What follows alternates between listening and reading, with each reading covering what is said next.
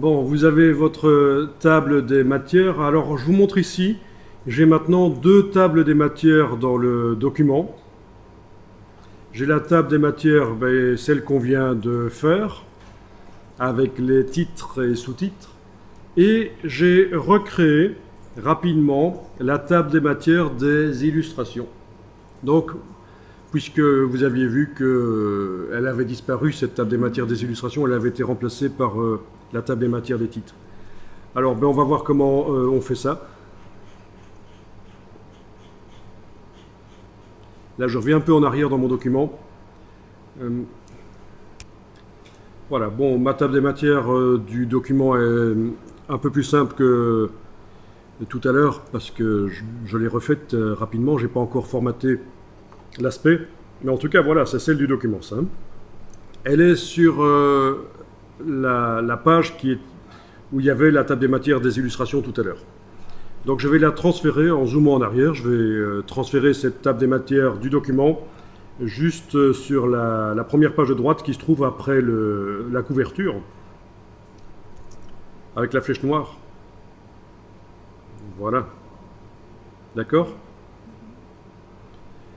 Parce que c'est logique qu'elle vienne en premier. Puis je vais recréer sur cette page ici, la page de droite suivante, je vais recréer une table des matières des illustrations. Donc voilà la situation. Couverture, table des matières du document, et ici je vais faire table des matières des illustrations.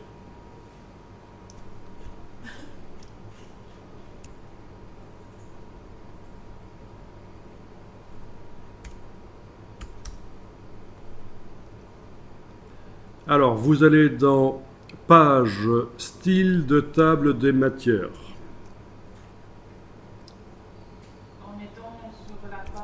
Donc là, je ne suis pas sur une page spécifiquement, mais après, j'irai déposer la table des matières qui va être créée, j'irai la déposer sur cette page-là.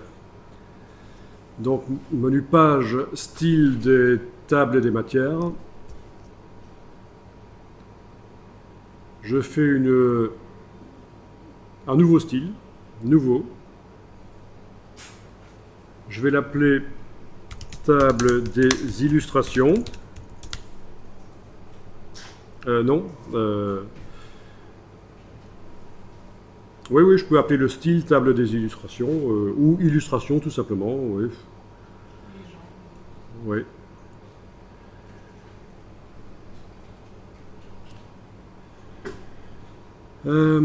Et ici, je vais mettre le titre à peu près ce que j'avais mis tout à l'heure, hein, les illustrations dans ce document, mais vous mettez évidemment ce que vous voulez dans vos propres documents, c'est vous qui verrez. Okay. Les illustrations dans ce document, ça va être le titre qui va apparaître sur la page. Le style que je lui donne, c'est le style que j'ai préparé tout à l'heure pour ça, c'est-à-dire TDM, Illu, titre.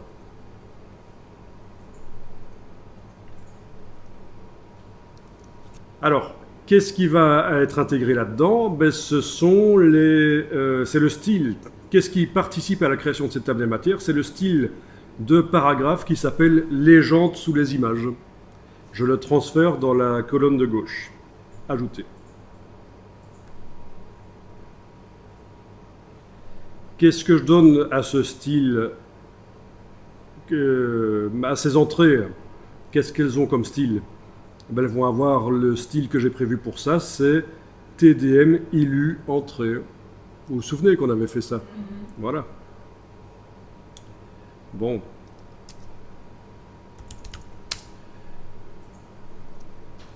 Eh bien, je clique sur OK. OK. Donc, le style a été fait. Je vais maintenant générer la table des matières par menu page, table des matières.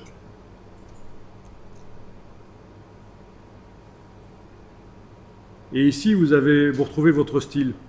Donc la table des matières générale, c'est celle par défaut. J'aurais pu aussi créer, avant de la faire, un style rien que pour elle, que j'aurais appelé table des matières générale. Mais ici, c'est vraiment la table des matières illustration. Je devrais retrouver tout ce que je viens de paramétrer. Oui.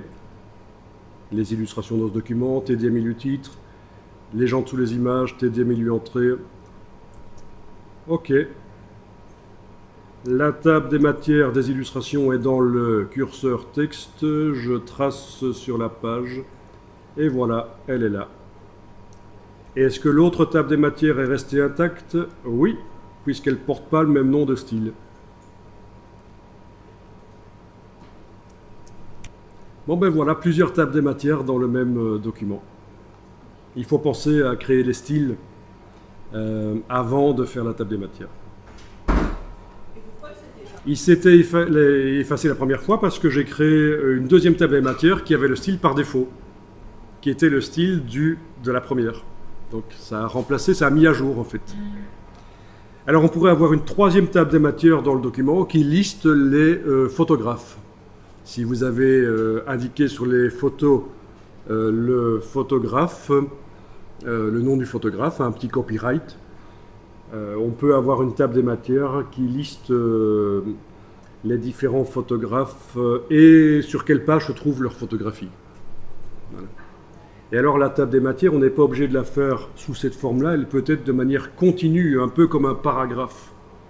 Il y a une option continue qui empêche d'avoir des retours à la ligne, et on a en fait ce qu'on appelle des crédits photos. Ça ne ressemble pas vraiment à une table des matières, mais ça liste quand même les différents auteurs des photographies et ça indique sur quelle page se trouvent leurs photos.